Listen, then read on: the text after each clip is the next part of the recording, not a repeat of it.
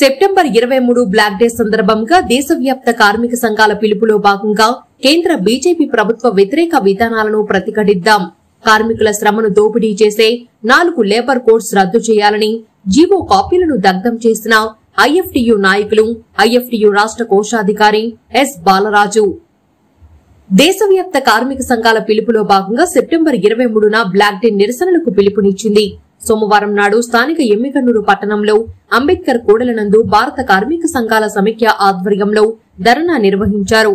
ఈ సందర్భంగా ఐఎఫ్టీయూ రాష్ట్ర నాయకులు S Balaraju, CPI New Democracy జిల్లా కార్యదర్శి కె నాగరాజు, ఏఐకేఎంఎస్ జిల్లా ప్రధాన కార్యదర్శి సత్యన్న, పీడీఎస్యూ రాష్ట్ర అధ్యక్షులు ఎస్ఎండి రఫీ, పీవైఎల్ జిల్లా నాయకులు నవీన్ మాట్లాడుతూ కార్మికులు పోరాడి సాధించుకున్న హక్కులను కాలరాస్తూ కేంద్ర ప్రభుత్వం 4 లేబర్ కోడులుగా చేయడాన్ని వ్యతిరేకిస్తూ జీవో కాపీలను దగ్ధం చేశారు.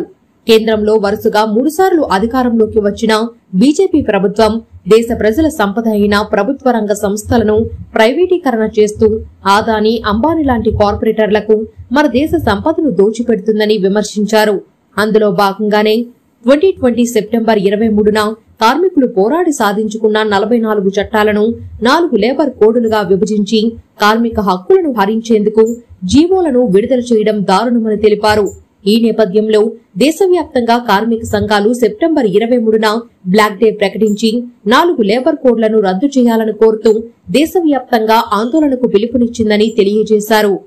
ప్రభుత్వ రంగ సంస్థల ప్రైవేటీకరణను ఆపాలని, నేషనల్ మానిటైజేషన్ పైప్ లైన్ ని రద్దు చేయాలని డిమాండ్ చేశారు. దేశవ్యాప్తంగా కార్మికులందరికీ కనీస వేతనం 26,000 రూపాయలు ఇవ్వాలని, సమాన పనికి సమాన వేతనం ఇవ్వాలని డిమాండ్ చేశారు.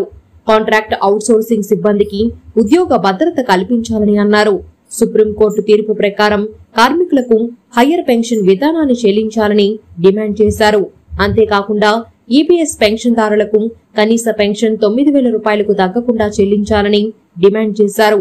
అంగన్వాడీ, ఆశా, మధ్యాహ్న భోజనం, ఐకేపీవీఓఏ, వైద్య ఆరోగ్య రంగంతో పాటు వివిధ స్కీంలలో పనిచేస్తున్న స్కీమ్ వర్కర్లను కార్మికులుగా గుర్తించి చట్టాలను అమలు చేయాలని దేశవ్యాప్త కార్మిక సంఘాలు డిమాండ్ చేస్తున్నట్లు తెలిపారు.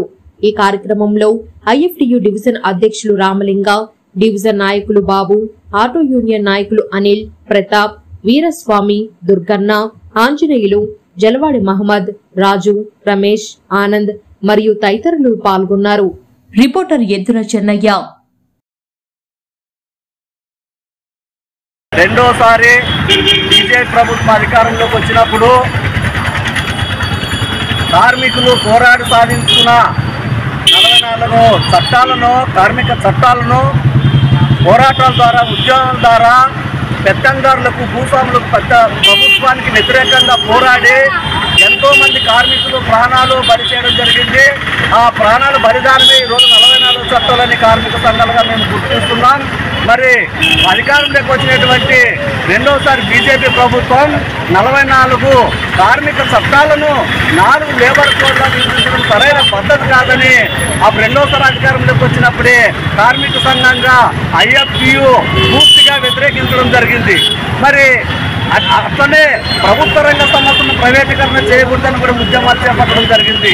మరి అనేక రకాలుగా కార్మికులను హింసిస్తూ, కార్మిక చట్టాలను, జీవోలను వెలుగులోకి తెస్తూ, వ్యతిరేకంగా జీవోలను అమలు చేస్తూ మరి అనేక రకాలుగా కార్మికులకు ఇబ్బందులు పెట్టినటువంటి కేంద్ర ప్రభుత్వానికి అప్పట్లోనే దశల వారీగా భారత కార్మిక సంఘాల సమాఖ్య ఐఎఫ్టీయూ మరి అనేక రకాలుగా పోరాటాలు చేస్తే ఆ పోరాటాలను దృష్టిలో ఉంచుకొని అప్పుడున్న రెండోసారి మరి బీజేపీ ప్రభుత్వం తాత్కాలికంగా నిలిపివేయడం జరిగింది.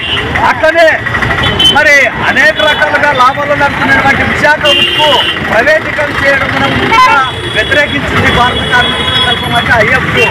అట్లనే కూటమి ప్రభుత్వం మరి అధికారంలోకి వచ్చినప్పుడు మరి అదే ఇక్కడున్న నరేంద్ర మోడీ, మరి పవన్ కళ్యాణ్, మరి అట్లనే చంద్రబాబు మరి స్టీల్ ఫ్యాక్టరీ దగ్గరకు పోయి మేము కూడా ఈ ప్రైవేటీకరణను మేము పూర్తిగా వ్యతిరేకిస్తున్నాం, మేము ప్రైవేటీకరణ విశాఖపట్నం చేయమని కూడా మరి ఈ సంవత్సరమే 2024లోనే కూడా అక్కడ కార్మికులకు మాట ఇవ్వడం జరిగింది.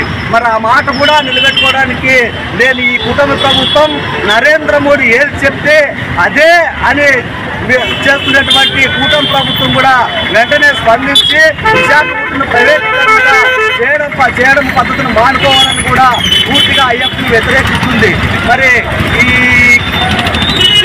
ఈ కార్యక్రమము మరి కార్మిక చట్టాలను రద్దు చేయకపోతే మరి పూర్తిగా మరి ఐఎఫ్టీ ఆధ్వర్యంలో పెద్ద ఎత్తున ఆందోళన కార్యక్రమం చేస్తామని కూడా హెచ్చరిస్తున్నాం. వెంటనే 4 లేబర్ కోడ్లను మరి వెనక్కి తీసుకోవాలా. మరి రాష్ట్ర వ్యాప్తంగా చేపట్టినటువంటి ఈ కార్యక్రమాన్ని ఈరోజు ఎమ్మెల్యేలు పట్టణంలో కూడా మరి 4 లేబర్ కోడ్లు రద్దు చేసే విధానం మాడుకోవాలని బ్లాక్ డే దినోత్సవంగా నిరసన కార్యక్రమం ఈ ఎమ్మెల్యేలు అంబేద్కర్ కూడికలో చేయడం జరిగింది. ఈ కార్యక్రమానికి పిఎస్ రాష్ట్ర నాయకులు మళ్ళీ రఫీకన్న గారు, అట్లే సిపిఎంఎల్ న్యూ డెమోక్రసీ పార్టీ జిల్లా కార్యదర్శి మరి నాగరాజన్న గారు, అట్లే అఖిల భారత రైతుల సంఘం నాయకులు జిల్లా నాయకులు సత్యన్న గారు, ఐఎఫ్ నాయకులు బాబు గారు, అటో కార్మికులకు ఇక్కడ వచ్చినటువంటి అందరూ కూడా భారత కార్మిక సంఘాల సంస్థ తరఫున విప్లవంలో ఈ కార్యక్రమాన్ని విజయంతం చేసినందుకు విప్లవ పేరు విప్లవంలో తెలియజేసుకుంటూ ఈ కార్యక్రమాన్ని ఇంతతో ముగిస్తున్నాం కామ్రేడ్.